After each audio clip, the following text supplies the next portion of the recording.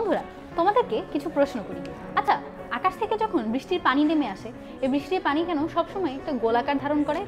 আবার ধরো আমি কঠিন বস্তুর উপরে এই যে পানি ফেলছি, এই যে পানি ফেলার পরে একটু দেখো তো প্রত্যেকটা পানির ফোঁটাই কেমন যেন একটা গোলাকার ধারণ করে আছে। কখনো প্রশ্ন করে দেখেছো নিজেকে যে কেন এটা গোলাকার হয়ে আছে, কেন এটা ত্রিভুজাকার হলো না? চিন্তা করেছো পানি ফেলছো এবং সেই পানিটা হচ্ছে ত্রিভুজাকার হলো, কেনই বা এটা হেক্সাগোনাল হলো না বা অন্য কোনো একটা সরলরেখাও হলো না? কেন সবসময় এটা গোলাকার ধারণ করে? কারণ হচ্ছে প্রত্যেকটা বস্তুই হচ্ছে সর্বনিম্ন ক্ষেত্রফলে অর্থাৎ সর্বনিম্ন বিভব শক্তিতে থাকতে চায়।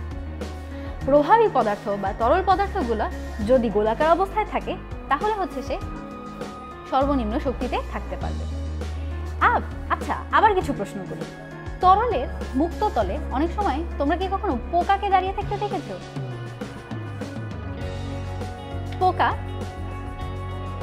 পোকা যদি থাকে, এই পোকা অনেক সময় পানির তলের উপর দিয়ে চলাচল করতে পারে। আচ্ছা, তো কখনো প্রশ্ন আছে পোকাটা কেন পানির উপর দিয়ে চলতে পারছে? অনেক সময় মনে হয় না যে একটা তরল একটা পর্দার মতন আছে? কেন? এই প্রশ্নগুলোর উত্তর জানা যাবে হচ্ছে পৃষ্ঠটান বা সারফেস টেনশন থেকে। পৃষ্ঠটান বা সারফেস টেনশন হচ্ছে কোন তরলের পৃষ্ঠের উপর একটা রেখা কল্পনা করা হয়। এই রেখার প্রতি একক ক্ষেত্রফলের সাথে লম্বভাবে পৃষ্ঠের স্পর্শক রূপে যে বল ক্রিয়া করে তাকেই হচ্ছে পৃষ্ঠটান বলা হয়ে থাকে। অর্থাৎ তরলের উপরে একটা কাল্পনিক রেখা কল্পনা করা হয়, এই রেখার উভয় পাশে লম্ব স্পর্শক বরাবর সে একটা বল অনুভব করে, এই বলকেই বলা হয়ে থাকে পৃষ্ঠটান। পৃষ্ঠটানকে টি দ্বারা প্রকাশ করা হয়ে থাকে। ধরা যাক এল দৈর্ঘ্য, আমি যে কাল্পনিক রেখাটা কল্পনা করেছি তাকে হচ্ছে এল দৈর্ঘ্য বলা হচ্ছে এবং এল দৈর্ঘ্যের সাথে স্পর্শক বরাবর উভয় পাশে হচ্ছে এফ বল প্রযুক্ত আছে। তাহলে টেনশন হবে হচ্ছে F/L। টানের একক হচ্ছে নিউটন পার মিটার। আমরা জানি বলের একক হচ্ছে নিউটন আর দৈর্ঘ্যের একক হচ্ছে মিটার। যেহেতু বলের এককে দৈর্ঘ্যের একক দিয়ে ভাগ করা হচ্ছে তাই টেনশনকে নিউটন পার মিটার বলা হয়ে থাকে। অর্থাৎ একক দৈর্ঘ্যে প্রযুক্ত বলই হচ্ছে টান। পানির পৃষ্ঠটানকে 72 × 10⁻³ নিউটন পার মিটার বলা হয়ে থাকে। এর শব্দের অর্থ কি? এটা বলা হচ্ছে যে পানির প্রতি পৃষ্ঠে 1 মিটার দৈর্ঘ্যে একটা রেখা কল্পনা করলে সেই রেখার সাথে লম্বভাবে এই 72 × 10⁻³ নিউটন বল প্রযুক্ত বা অনুভূত হবে। এটাই হচ্ছে পৃষ্ঠটান। এখন প্রশ্ন জাগতে পারে যে পৃষ্ঠটান কি? সেই পৃষ্ঠটানের ব্যাখ্যা করা গেছে হচ্ছে আণবিক তত্ত্ব থেকে। বিজ্ঞানী লাপ্লাস সর্বপ্রথম এই পৃষ্ঠটানের আণবিক তত্ত্ব দিয়েছিলেন এবং তিনি এই পৃষ্ঠটানের আণবিক তত্ত্বটা ব্যাখ্যা করেছিলেন, যা molecular theory of surface tension নামে পরিচিত। তার পূর্বে আমরা দুটা বল সম্পর্কে জেনে নিই। এক হচ্ছে সংশক্তি বল আর দ্বিতীয়টা হচ্ছে আসঞ্জন বল। এই সংশক্তি বল আর আসঞ্জন বল কি? সংশক্তি বল হচ্ছে যখন একই পদার্থে বিভিন্ন অণুর মধ্যে যে বল কাজ করে তাকে হচ্ছে আমরা সংশক্তি বল বলছি। ধরলাম পানির প্রত্যেকটা অণুর মধ্যে যে বল কাজ করে তাকে হচ্ছে সংশক্তি বল বলা হয়ে থাকে। আর আসঞ্জন বল হচ্ছে বিভিন্ন পদার্থের অণুর মধ্যে এক বাটি পানি নিলে এই পানির অণু আর এই বাটির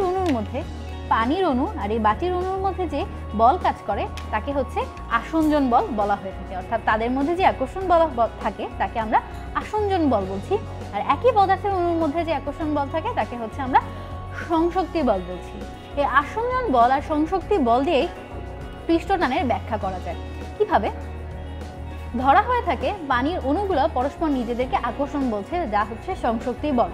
এই একটা অণু আরেকটা অণু যখন 10⁻10 মিটার এই দূরত্বের মধ্যে থাকবে তখনই সে সংশক্তি বলটা অনুভব করতে পারবে। এই দূরত্ব থেকে বেশি দূরত্বে চলে গেলে সে সংশক্তি বলটা বা আসঞ্জন বল হচ্ছে অনুভব করতে পারবে না। তাই একে আকর্ষণের পাল্লা, এই দূরত্বটাকে আকর্ষণের পাল্লাও বলা হয়ে থাকে। ধরলাম আমরা এক বাটি পানি নিয়েছি, সেই বাটির মধ্যে আমরা তিনটা বিন্দু কল্পনা করি। একটা হচ্ছে এ বিন্দু, আরেকটা হচ্ছে বি বিন্দু, আরেকটা হচ্ছে সি বিন্দু। এখন এ বিন্দুতে যে কণাটা আছে সেই কণাটার ক্ষেত্রে কি হচ্ছে? সেই কণাটা কিন্তু চারিদিক থেকে একটা সংশক্তি বলের কারণে চারিদিক থেকে সে আকর্ষণ পাচ্ছে। ধরো তুমি দাঁড়িয়ে আছো, এক পাশ থেকে তোমার বন্ধু তোমাকে টানছে, আরেক পাশ থেকে তোমার আরেকটা বন্ধু তোমাকে টানছে। তুমি কি, যদি তোমার দুটা বন্ধুই টান সমান হয়ে থাকে তাহলে কি তুমি কোনো এক পাশে যাবে নাকি ঠিক মাঝখানে দাঁড়িয়ে থাকবে? এখন তোমার একটা পালোয়ান বন্ধু আসলো, তোমার একটা পালোয়ান বন্ধু এসে তোমাকে এই বন্ধু এদিকের বাম দিকে ডান দিকে টানলো, তখন কি হবে? তুমি কিন্তু ঠিক এদিকে সরে যাবে। এখন এই এ বিন্দুতে যে সকল কণা আছে সে সকল কণার কথা একটু চিন্তা করে দেখো তো, তার কি হচ্ছে? সে চারিদিক থেকে ঠিক সমান পরিমাণ টান পাচ্ছে। আবার বি বিন্দুতে একটা কণার কল্পনা করি, সেই বি বিন্দুতে কি হচ্ছে? বি বিন্দুতে যে কণা আছে সেই কণা কিন্তু বি বিন্দুতে যে কণাটি আছে সেই কণা হচ্ছে নিম্নমুখী, তার যে টান তা কিন্তু ঊর্ধ্বমুখী টানের থেকে বেশি। আবার সি বিন্দুতে ঠিক তরলের একদম উপরিতলে আমরা একটা কণার কথা চিন্তা করি, সেখানে দেখা যাচ্ছে যে তরলের উপরিতলে কণাটির উপর নিম্নমুখী বল আছে, তার উপর কিন্তু কোনো ঊর্ধ্বমুখী বল নাই। অর্থাৎ এই সি বস্তুটা একটু নিচের দিকে একটা টান অনুভব করবে। যখন এ বিন্দুতে বস্তু কোনো টানই অনুভব করবে না, বি বিন্দুতেও একটু নিচের দিকে টান অনুভব করবে, সি বিন্দুতে তার টান কিন্তু অনেক বেশি হবে। এখন আমি তরলের এই তলকে পি কিউ ধরলাম, সি বিন্দু থেকে 10⁻⁻10 মিটার এই দূরত্বে আমি আরেকটা তল কল্পনা করলাম, সেই তল হচ্ছে আরএস। এখন এই আরএস এর ক্ষেত্রে দেখা যাবে যে এই আরএস এর উপরে যে সকল বস্তু আছে বা বিন্দু আছে তাদের কিন্তু বিভব শক্তি এই আরএস এর থেকে নিচে যেই তল আছে সেইখানে যে বিন্দুগুলো রয়েছে তাদের বিভব শক্তি থেকে অনেক বেশি হয়ে থাকবে।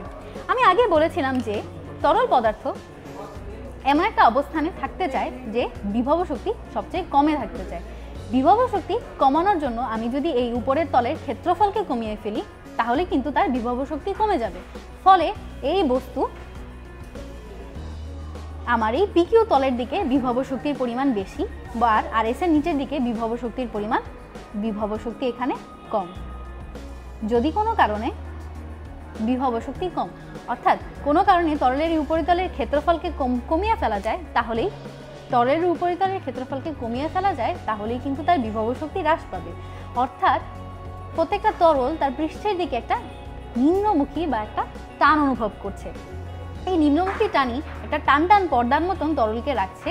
এই টানটাই হচ্ছে আমরা পৃষ্ঠটান নামে জানি, যাকে আমরা একটা একক দৈর্ঘ্যের কল্পনা করছি এবং এই একক দৈর্ঘ্যের উপরে সে যে বল অনুভব করছে তাকে আমরা পৃষ্ঠটান বলছি।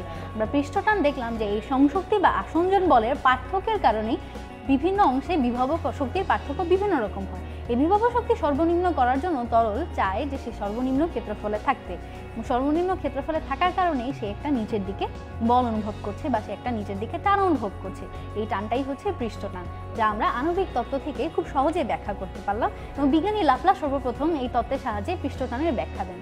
তো আশা করি পৃষ্ঠটান কি, পৃষ্ঠটান কেন হচ্ছে তোমরা খুব ভালোভাবেই জেনে গেছো। তো আশা করি পরবর্তীতে তোমাদেরকে যদি জিজ্ঞেস করা হয় পৃষ্ঠটান কি, তোমরা খুব ভালোভাবে উত্তর দিতে পারবে। তো আজকে এখানেই শেষ করছি।